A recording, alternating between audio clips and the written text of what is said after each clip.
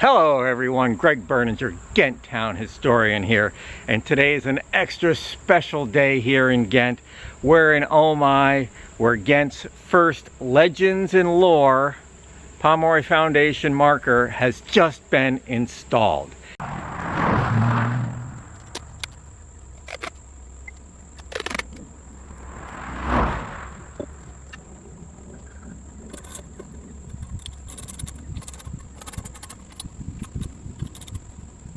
And this marker answers one of the most asked questions that we get here at Ghent History: how did Omagh get its name? We know this because of a newspaper article in the Columbia Republican, October 24th, 1901. I will read the article in full. How Omagh was named. When the question came up of selecting a name for the present Omagh post office, great difficulty was experienced in finding one which the authorities at Washington would accept, as they refused to take any duplicates. After over 100 had been turned down, Postmaster James Van Valkenburg was discouraged, and turning to his married daughter, who was up from New York for a visit, said, "What shall we do?" Her answer, "Oh my, I don't know," gave the postmaster the cue, and Omagh was sent to Washington.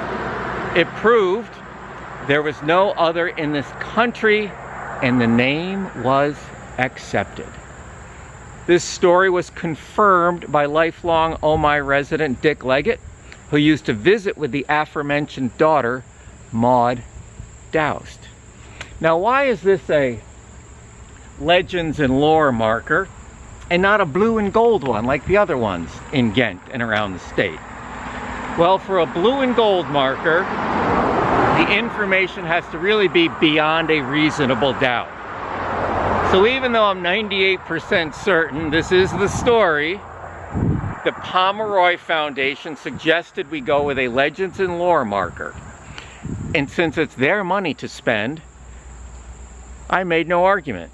And besides, I love this logo, and I love the colors, and I love getting things done without spending any taxpayers' money.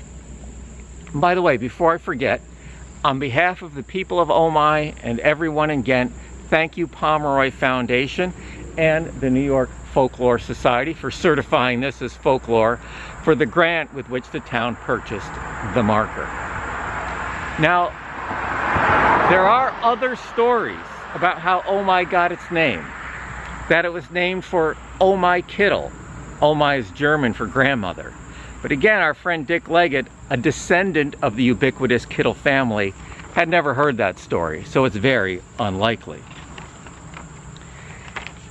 And another story, which is frankly one of the stupidest stories I've ever heard, that it's not Omagh at all. In fact, it's 0 miles. That Omagh is the center of Ghent, or the center of Columbia County. That it's the 0 mile point to everywhere. Of course, none of that is true, and it in fact has absolutely zero merit. Now, maybe if you live here, Omagh may be the center of your cosmic universe, but that's a whole other concept. More recently, someone told me he thought Omagh was named for Art Omagh. And this fellow looked about the same age as Art Omagh, about 25 years old. So it's logical, but not correct. Art Omagh is named for Omagh, and the name works well because the art there sometimes makes people say, "Oh my." Now, the marker is in this particular location. Let's do a spin around so you know where we are.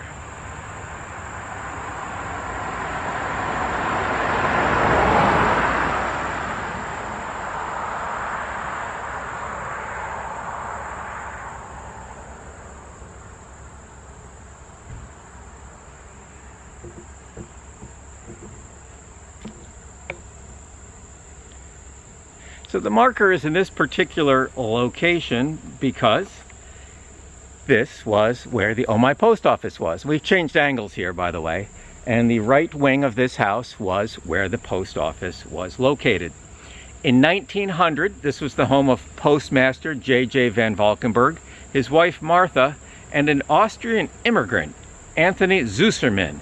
And he was their servant, he's labeled on the census, and a carpenter who arrived from Austria in 1895 and ends up living at the Omai post office. So yes, there was a post office here from 1898 to 1905, all of 7 years.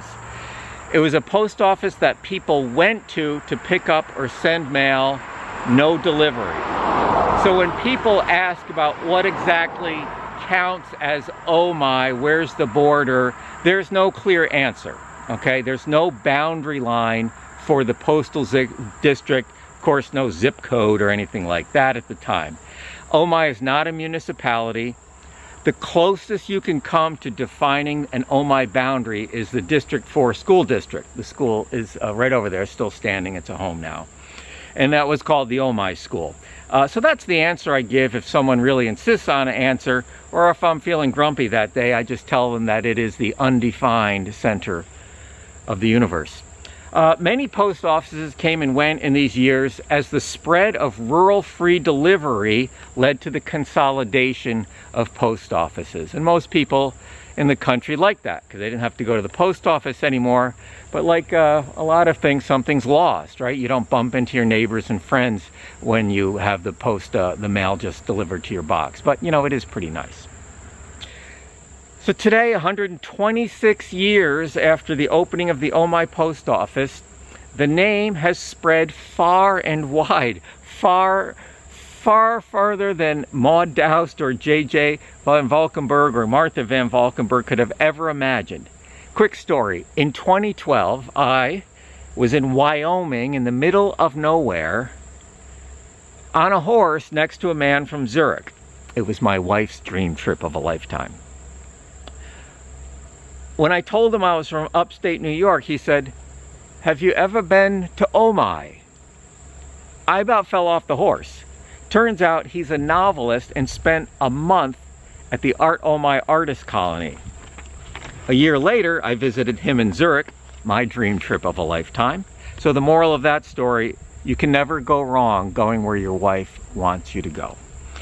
So today there are many lifelong Omai residents and many new residents who love it here, and tens of thousands of people from near and far visit Art Omai, and when they see this marker, they'll know the story of where the name came from. If you have a suggestion for a video or topic for a historical marker or a Legends and Lore marker, email me at historian@townofghent.org. or leave a comment in the comments below.